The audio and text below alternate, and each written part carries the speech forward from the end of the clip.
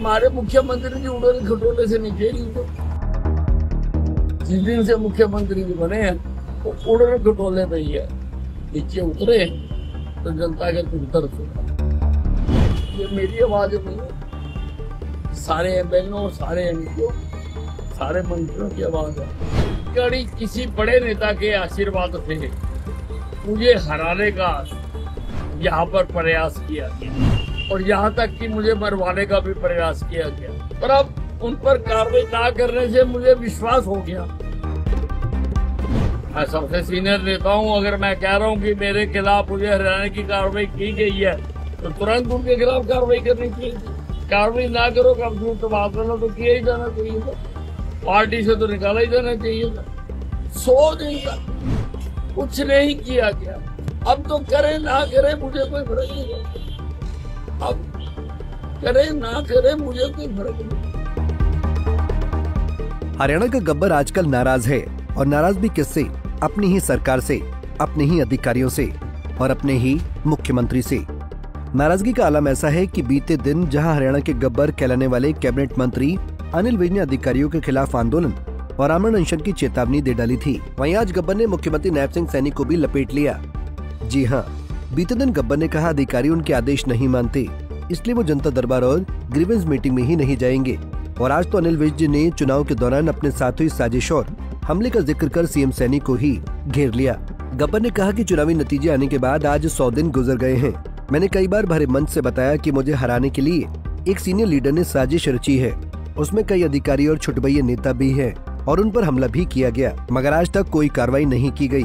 इतना ही नहीं, गब्बर ने इस दौरान ये भी कहा कि हमारे नायब सैनी जब से मुख्यमंत्री बने हैं तब से उड़न खटोले पर ही हैं, वो नीचे उतरकर जनता के बीच आते ही नहीं। देखिए ऐसा है,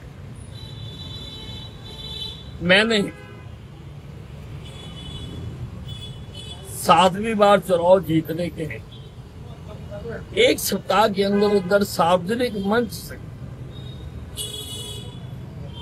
जिन लोगों ने मुझे चुनाव में हराने की भूमिका अदा की, चाहे वो अधिकारी थे, कर्मचारी थे, या कुछ छुटभइये नेता थे, मैंने मंच से उनकी बात कही और फिर मैंने भिन्न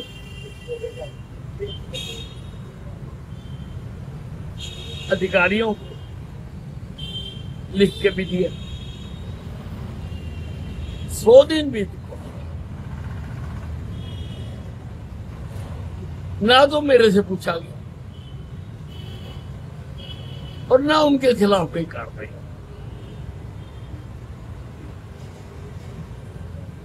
तो अब पहले तो मुझे शक था कि कड़ी किसी बड़े नेता के आशीर्वाद से मुझे हराने का यहाँ पर प्रयास किया गया और यहाँ तक कि मुझे मरवाने का भी प्रयास किया गया, पर अब उन पर कार्रवाई ना करने से मुझे विश्वास हो गया। नहीं तो मैं सबसे सीनियर नेता हूं, अगर मैं कह रहा हूं कि मेरे खिलाफ मुझे हराने की कार्रवाई की गई है तो तुरंत उनके खिलाफ कार्रवाई करनी चाहिए। कार्रवाई ना करो, कब झूठ बात करना तो किया ही जाना चाहिए था, पार्टी से तो निकाला ही जाना चाहिए था। 100 दिन तक कुछ नहीं किया गया। अब तो करे ना करे मुझे कोई फर्क नहीं पड़ता, अब करे ना करे मुझे कोई फर्क नहीं। तो गंभीर बात, वो बात इसलिए है कि हमारे मुख्यमंत्री जी उड़न खटोले से नीचे नहीं उतरे। जिस दिन से मुख्यमंत्री जी बने हैं वो उड़न खटोले पे ही है, नीचे उतरे तो जनता के दुर्दर सुना। ये मेरी आवाज नहीं है, सारे एमएलए और सारे एमपीओ सारे मंत्रियों की आवाज है।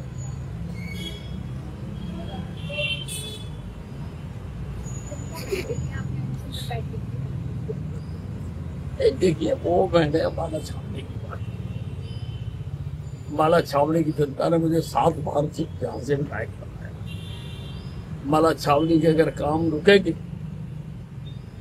तो उसके लिए मुझे जो भी करना पड़ेगा, आंदोलन करना पड़ेगा, आंदोलन जान देनी पड़ेगी, जान मुगरदार करनी पड़ेगी, मुगरदार। गब्बर ने कहा कि आज जिस तरह से परेशान होकर वो आवाज उठाने को मजबूर हैं, उसी तरह सभी विधायक और मंत्री भी तंग हैं। उन्होंने कहा कि अम्बाला छावनी की जनता ने उन्हें 7 बार जिताकर विधायक बनाया है, इसलिए वो अम्बाला छावनी की जनता के लिए लड़ते रहेंगे, चाहे उन्हें आंदोलन करना पड़े, भूख हड़ताल करनी पड़े या फिर अपनी जान ही क्यों न देनी पड़े, वो पीछे नहीं हटेंगे। तो कुल मिलाकर हरियाणा की नायब सैनी सरकार और अधिकारियों से कैबिनेट मंत्री अनिल विज बेहद नाराज हैं और इस मामले में मुख्यमंत्री नायब सैनी का भी बयान सामने आ चुका है, जिसमें सीएम सैनी विज को अपना नेता कहते हुए नजर आए और साथ ही उनकी नाराजगी के कारणों पर चुप्पी भी साधे रखी।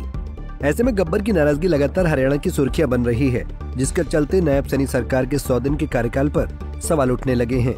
अम्बाला से अमन कपूर के साथ bureau report, Punjab Kesari TV.